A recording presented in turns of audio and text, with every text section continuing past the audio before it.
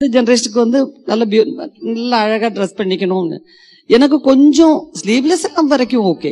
அவன் கொஞ்சம் கொஞ்சம் மாடர்னா இருந்ததுன்னு அது வேணுமா அப்படின்னு லண்டனுக்கு போயிருந்தா. இப்போ லாஸ்ட் 3 months பேக் ஃப்ரெண்ட்ஸ் எல்லாம் இருந்தாங்க, ஸ்கூல் மேட்ஸ், காலேஜ் மேட்ஸ் நிறைய பேர் இருந்தாங்க. எல்லாம் அவங்க ஒன்னா எல்லாரும் சேர்ந்து வெளியே போறதுக்காக ஷாப்பிங் போறதுக்காக இருந்தா. ஸோ வீடியோ காலில் ஃபோன்ல காமிச்சா எல்லாம் நல்லா ட்ரெஸ் பண்ணியிருக்காங்க. நான் சொன்னேன், அம்மா நல்ல ஒரு பட்டுப்பாவடை ஜாக்கெட் போட்டுக்கோன்னா பண்ணுங்கெல்லாம் சிரிக்குதுங்க. ஐயோ உங்க அம்மா லண்டனுக்கு வந்து பட்டுப்பாவடை ஜாக்கெட் போட சொல்றாங்களே அப்படின்னு. நான் சொன்னேன், அங்க போய் தான் பட்டுப்பாவடை ஜாக்கெட் போடணும். மாடர்ன் ட்ரெஸ் பார்த்து அவங்க சலிச்சு போயிட்டாங்க. அதனால என்ன பண்ணுவா, வீடியோக்கள்ல வந்து ட்ரெஸ் ஜாஸ்தி இது பண்ணி காமிக்க மாட்டான், ஒன்லி ஃபேஸ் மட்டும் காமி. ஸ்ட்ரிக்ட்ங்கிறது இல்ல. சி, எங்க அம்மா எனக்கு எங்களை வளர்க்கும் போது நாங்க புரிஞ்சுக்கிட்ட விதம் என்னங்கிறது, ரொம்ப கட்டாயப்படுத்தியோ கட்டுப்படுத்தியோ வந்து ஒரு ஸ்டேஜ் வரைக்கும் தான் முடியும். அதுக்கு மேல நீங்க வந்து பண்ணவே முடியாது. அதுவும் ஒரு ஜெனரேஷனுக்கு அப்புறம் அடுத்த ஜெனரேஷன் வரும்போது ரொம்ப டிஃபிகல்ட் ஆகும். ஒரு சின்ன குழந்தை கூட ரொம்ப நேரம் நீங்க இருக்கு இப்படியே பிடிச்சி வச்சுக்கிட்டே இருந்தது நம்ம விடுமா அப்படின்னு தானே சொல்லும்.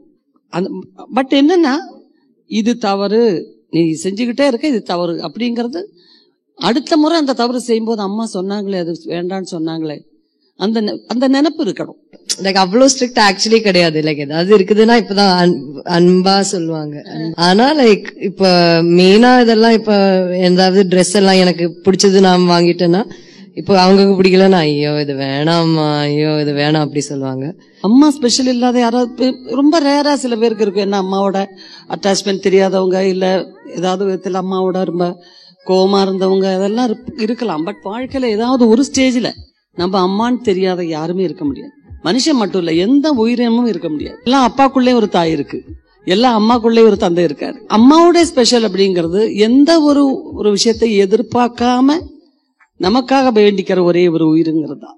எங்களை பொறுத்த வரைக்கும் எங்களை வளர்த்ததும் எங்க குழந்தைங்களை எல்லாம் வளர்த்ததும் எங்க அம்மா தான். நீங்க ஜேபிவி பாத்தீங்கன்னா அதுல ஒரு 50% எங்க அம்மா தெரிவாங்க, எல்லா அம்மாக்களும் தெரிவாங்க. பட் இந்த ஜெனரேஷன் அம்மாக்களை விட இது கொஞ்சம் முன்னாடி இருந்த ஜெனரேஷன் அம்மாக்களை அதிகமா ஞாபகப்படுத்தும். ஏன்னா அதுல நிறைய தியாகங்கள் இருந்துச்சு. ஏன்னா சின்ன சின்ன இடங்கள்ல இப்ப இருந்த மாதிரி இல்ல, ஒரு சிங்கிள் சைல்டு கான்செப்ட் எல்லாம் அப்ப இல்ல. நாங்களே 5 பேர். சோ எவ்வளவு இருக்கிற வசதியை வந்து நமக்கு ஒரு சின்ன ரூம் எல்லாம் நமக்கு ஒன்னும் பெரிய விஷயமாவே நமக்கு தெரியாது. அங்கேயே எல்லாருமே அடுக்கடுக்கா பாய போட்டு தூங்குவோம். நான் ஜாயிண்ட் ஃபேமிலி எல்லாம் இந்த கூட்டு குடும்பம் தான் எனக்கு. நான் தனியா வந்து தங்க ஆரம்பிச்சதுக்கு அப்புறம் எனக்கு ரொம்ப கான்பிடன்ஸ் போன மாதிரி ஆயிடுச்சு. அதனால என்ன ஆகும், நாங்க இருக்கிற ஃபேமிலி பீப்புளோட அதிகமா வந்து வேலை செய்யறவங்களை சேர்த்துப்பேன். எல்லாரும் வீட்டுல தங்கணும். என் பொண்ணு சின்னதுல யாராவது வீட்டுக்கு வந்தா நீங்க இங்கேயே தூங்குவீங்களா அப்படின்னு கேட்பா. என் ஃப்ரெண்ட்ஸ் எல்லாம் தஞ்சாவூர்ல இருக்கிறவங்க வந்துட்டாங்கன்னா, மேடம் தேஜாவை தூங்க வச்சிருக்க மேடம், நாங்க போகும்போது இங்கேயே தூங்குங்கன்னு சொல்லிடும் மேடம். அப்புறம் அவங்கள பயமுறுத்துறதுக்காக முதல்ல பிடிச்சிட்டு போயிடும் வெளியே போனான்னுவா. பிகாஸ் நிறைய பேரை பார்த்து வளர்ந்துட்டா. ஸோ தனியா நம்மளால இருக்க முடியல. நாங்க 5 பேர் இருப்போம், சித்தப்பா பெரியப்பா சொந்தக்காரங்க எல்லாம் வந்திருப்பாங்க, அம்மாவோட அம்மா இருப்பாங்க, அப்பாவோட அம்மா இருக்காங்க, அத்தை இருக்காங்க, எல்லாரும் இருக்காங்க. இப்ப சென்னையிலே நாங்க அப்படிதான் இருந்தோம். ஒரு ஜாயிண்ட் ஃபேமிலியில இருக்கும்போது இருக்கிற ஒரு சந்தோஷங்கிறது பெரிய விஷயம். இப்ப எல்லாம் நியூக்ளியர் ஃபேமிலி மாதிரி நம்மளுடைய சூழ்நிலைகள் அப்படி ஆயிப்போச்சு. பட் எனக்கு வந்து ரொம்ப ஒரு நல்ல சைல்ட்ஹுட் கிடைச்சிச்சு. அப்பாவும் அம்மாவும் நல்ல ஆர்டிஸ்டுங்க. பிகாஸ் கிளாசிக்கல் டான்சர் எங்க அம்மா. ஸோ எங்களுக்கு ஓன் ட்ரூப், டிராமா ட்ரூப் இருந்தது. அதுல மட்டும் எங்க அப்பாவோட மட்டும் நடிப்பாங்க அம்மா, மற்ற ட்ரூப்ல போய் ஆக்ட் பண்ணதில்லை. ஸோ வீட்டில் டான்ஸ் கிளாஸ் இருக்கும், ஒரு பக்கம் டிராமா கேம்ப் இருக்கும், கம்பெனில அங்கே டிராமா ரிஹர்சல்ஸ் நடக்கும். சுத்தி பாக்குறது, மியூசிக் கம்போஸ் பண்றது, டயலாக் சொல்லி கொடுக்கறது. சின்னதுல இருந்தே நமக்குள்ள இந்த கலை அப்படிங்கிறது ரொம்ப நம்ம மூச்சோட சேர்ந்தது, நம்ம உணவோட சேர்ந்ததுங்கிற மாதிரி ஒரு ஃபீல் வந்துச்சு. எங்களுக்கும் பார்த்தா நாங்க 3 sisters 2 brothers, நாங்க என் குழந்தைங்களும் எல்லாம் வச்சு பார்க்கும்போது சொந்தக்காரங்களை பத்தி பேசுறது மாதிரிதான் சினிமா ஆளுங்களை பத்தி பேசுறது. இப்ப அதிகமா ஒவ்வொரு மீடியால பாக்குறத பத்தி பேசுவோம். இப்ப கலாட்டால இந்த ஒரு இன்டர்வியூ பார்த்தேன், இதுல ஒரு இன்டர்வியூ பார்த்தேன், அந்த சேனல் ஒரு ப்ரோக்ராம் பார்த்தேன், சோசியல் மீடியா காமிச்சிட்டு பாத்தியா மணி இது சோ கம்யூனிகேஷன் எல்லாமே வந்து வாழ்க்கையில ஃபுல்லாவே சினிமா பத்தி இருந்துச்சு. எங்கம்மா நல்ல எஜுகேட்டட், நிறைய புத்தகங்கள் படிப்பாங்க. அதனால விஷுவலை விட எங்களுக்கு புத்தகங்கள் மேல வந்து ஒரு ஆசையை வந்து உண்டாக்குனது எங்க அம்மா. எவ்வளவு ஸ்ட்ரிக்ட் மேம் அம்மா அப்பா? எங்க அம்மா ஸ்ட்ரிக்டே இல்ல, ஆனா அன்பிலே வந்து அன்பா பேசி நம்மள கட்டுப்படுத்திடுவாங்க. அவங்க ரொம்ப ஃப்ரீயா விடுற மாதிரி நம்ம நினைப்போம். பட் கைத்த கட்டி அவங்க கையில தான் வச்சிருக்காங்கிறது ரொம்ப லேட்டா தான் எங்களுக்கு புரிஞ்சுது. அங்க போதமா அப்படின்னுவாங்க. தனியா ஒரு ரூம்ல எல்லாம் நம்ம படுக்க முடியாது, கதவை லாக் பண்ண முடியாது.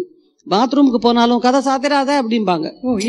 அது என்னமோ தெரியல, அந்த அப்ப இருந்த ஜெனரேஷன் அம்மாக்களுக்கு தாப்பால் போட்டு உள்ள லாக் ஆயிடுமோ, அதே மாதிரி ஒரு கொஞ்சம் இருட்டினதுக்கு அப்புறம் வெளியே போனா அது என்ன பொண்ணு அந்த பக்கம் போயிருக்கு பாரு அப்படின்னுவாங்க. பட் அதுல என் பொண்ணுக்கு இல்லாத ஒரு மைனஸ் பாயிண்ட் எனக்கு என்னன்னா இன்செக்யூரிட்டி. என்னால தனியா டிராவல் பண்ணவோ தனியா போறதற்கெல்லாம் எனக்கு முடியாது. அப்படி பொத்தி பொத்தி வளர்த்து அப்படிதான் சொல்லணும். பட் என் பொண்ணு அப்படி இல்லை. அவ பெங்களூர்ல ஹாஸ்டல்ல நின்று படிச்சு ஃப்ரெண்ட்ஸோட தனியா கேப் பிடிச்சு அவங்க போய் சினிமா பாக்குறது போறது. ஸோ என்ன வேணாலும் எனக்கு ஹெல்ப் பண்ற அளவுக்கு அவ வந்து ஷீ இஸ் கேப்பபிள். ஸோ ஒரு ஜென்ரேஷன் இன்னொரு ஜென்ரேஷன் வந்து சேரும்போது இருக்கிற அந்த ஒரு விஷயம் தான் சொல்லணும். அண்ட் இதுதான் அம்மான்னு சொல்றது. இப்பவும் எங்க அம்மா வந்து நிறைய புக்ஸ் படிப்பாங்க, நிறைய இன்ஃபர்மேஷன்ஸ் இது பண்ணுவாங்க. அம்மா சொல்லிதான் நிறைய விஷயங்கள் எங்களுக்கு தெரியும்.